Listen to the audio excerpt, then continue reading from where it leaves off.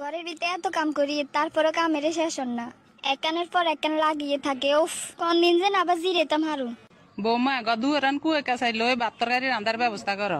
ঠিক আছে আম্মা, আজ যে কি রানতাম। ইলিশ মাছ দিয়ে তরকারি রান্না করো, আর ইলিশ মাছের ডিম কদ্দুর আছে ইয়ান বাজি করিও।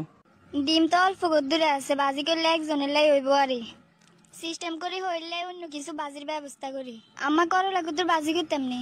তোর যেন মনে চা তাইলে তুই কদ্দুর বাজি কর। ঠিক আছে জান, এদিকে আমি সব ব্যবস্থা করি এর। না, কল্লা উড়াই আর খাড়ান যাইতো না, কাম একখান শেষ হলে আরেকখান রেডি। কোন দিন যেন 3 মিনিটে কদ্দুর ঘুম গেছি, এটাই ভুলে গেছি। দেরি হয়ে যায়, তাড়াতাড়ি রান্না বান্না করতে হইব। অনেকদিন ইলিশ মাছের ডিম খাইয়ে না, আজের গান ডিম আই খামো হইলে তো করলা বাজি করি রে। হা কথা আছে না, বুদ্ধি থাকলে উপাইয়ে থাকুন লাগে না। কি গো বৌমা, খানা রেডি হয়েছে নি? আম্মা বাদ বাড়ি রেখছি, আইয়েন। কি রে বৌমা, মাছের ডিম দে অল্প কদ্দুরে দে ইয়ের। আম্মা অল্প দূর আসছিল, ইয়ে নাই বাজি করে গেলেছি। এক কাম কর, তুই আর মাছের ডিমান দে, তুই করলা বাজি দিবাত খা। বুড়ো হয়ে গেছি বা তোমার ককাল, আমরা মরি গেলে হিয়ার আর তো ব্যাগান তো গই। হায় রে, আর এত বড় আশার ভিতরে বাসি বাজে দিছে। অবশ্যই বাঁচবো আর কয় কাল, হই মরি গেলে তো সব আঙ্গই। ঠিক আছে আমার লন, আর কি লাগবে আরে কইয়েন। না গো বৌমা, আর ইলিশ মাছের ডিম কদ্দুরে হলে আবার দুগা খাইতে মারি।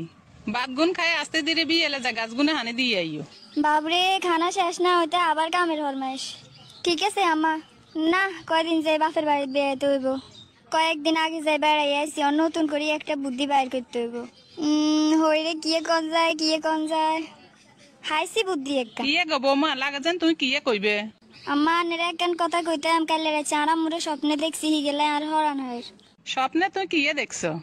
দেখছি অনেক লম্বা ঘটনা, হুড়ে আর বেগেন মনে নাই। আনে যদি অনুমতি দেন তাহলে আমাগারে কুদু চাই যেতাম, কয়েকখান দিন এখানে থাই যেতাম। স্বপ্নে যেন মারে দেখি এলাইছো তো, দুপুরে খানা দানার হরে দি যাই তুমি বিয়ে এলে তোর মারে চাই আইও। বাপের বাইরে যাইলে তুমি 4-5 দিনের বেশি থাইও না, চলিয়ে আইও। ঠিক আছে আম্মা।